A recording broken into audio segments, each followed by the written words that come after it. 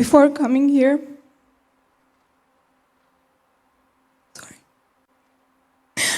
በእኛ አቆጣጠር ኢትዮጵያ ውስጥ ያለነው 2018 ዓመተ ምህረት ላይ እንደሆነ ከእናንተ መካከል ስንቶቻችሁ ታውቃላችሁ?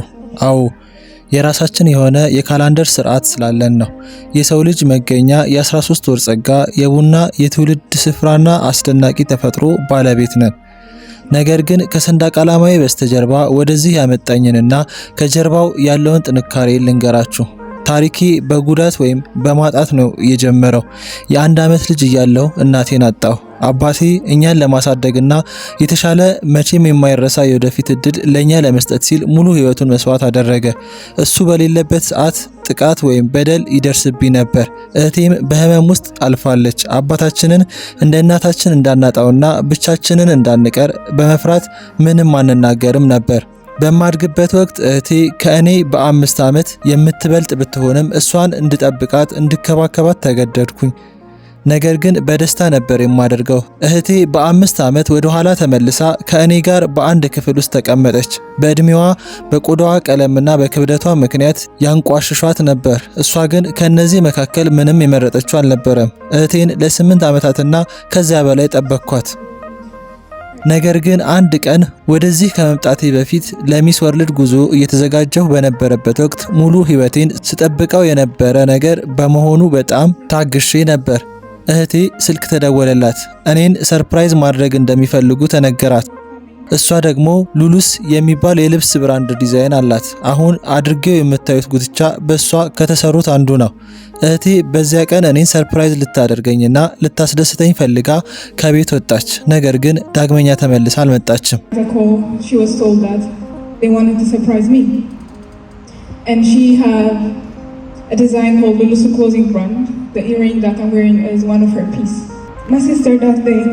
She wanted to surprise me and make me happy.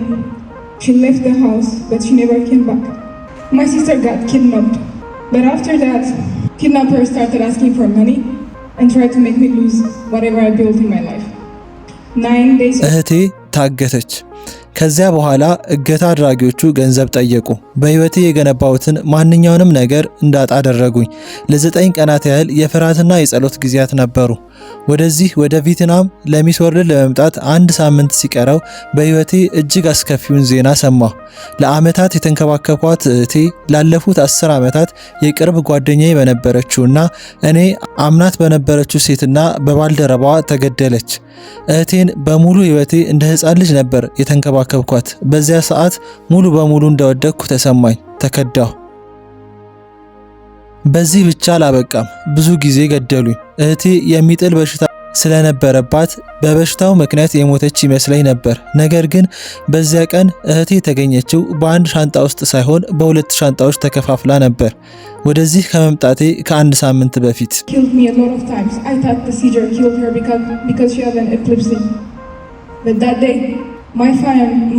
my sister was found in a suitcase, not in 1 but in 2, just before a week coming here.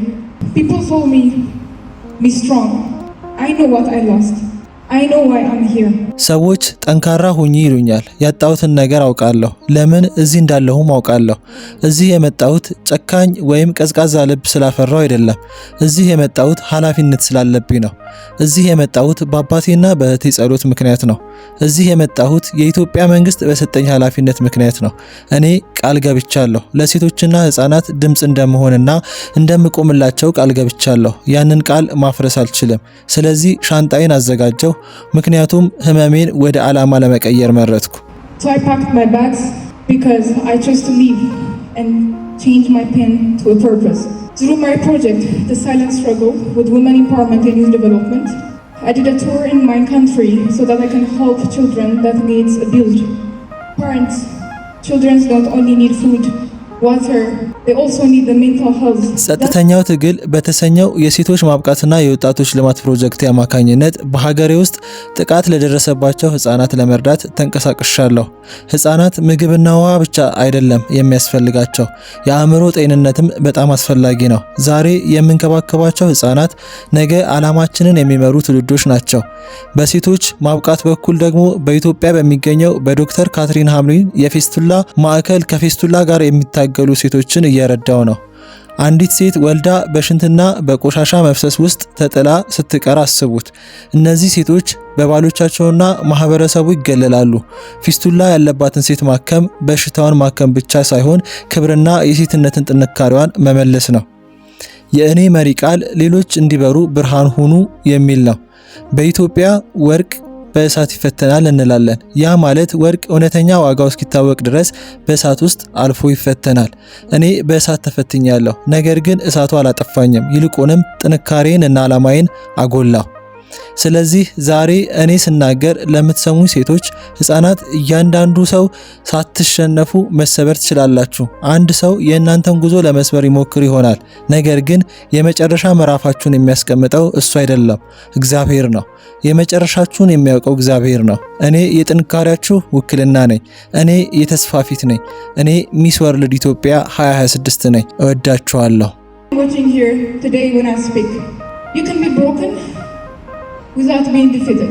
Someone will try to break your journey, but they do not write your ending.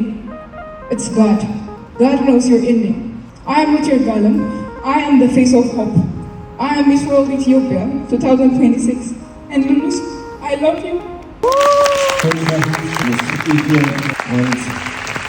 And in memory of ሩት ይርጋለም በቬትናም መድረክ ላይ ያሳየችው ድፍረት፣ ጽናትና ጥንካሬ ሙሉ በሙሉ ቃላት ሊገልጹት ከሚችሉት በላይ ነው። የማይሸከሙትን ከባድ የሀዘን እሳትና የቅርብ ጓደኛ ክህደት በውስጧ ተሸክማ ያንን ህመምና ሰቀቀን ወደ ትልቅ ዓላማና ብርሃን በመቀየር በዓለም መድረክ ላይ መቆሟ እውነተኛ የአሸናፊነት ማረጋገጫ ነው።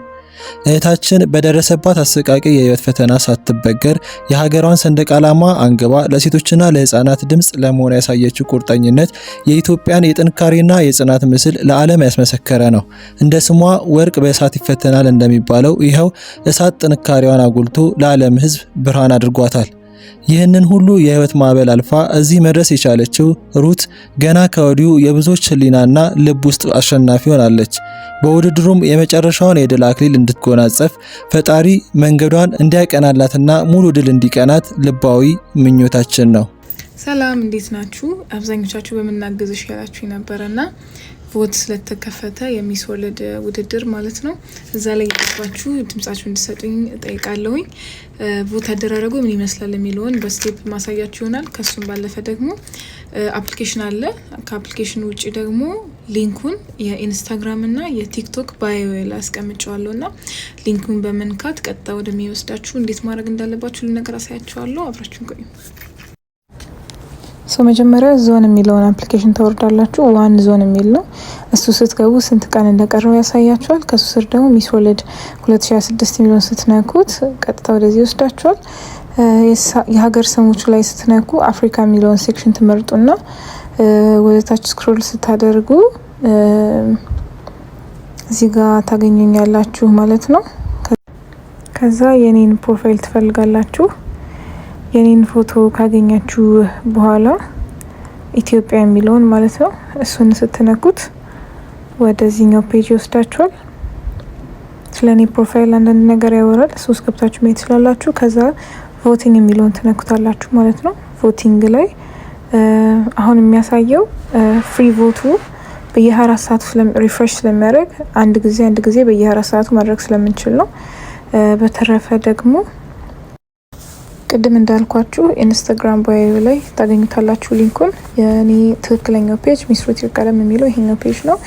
በዛውን ፎሎ እያደረጋችሁ እንዲሁም ደግሞ ቲክቶክ አካውንቴ ሚስ ሩት ይርጋለም የሚለው ይህን ፖስት ማደርግበት አካውንት ማለት ነው።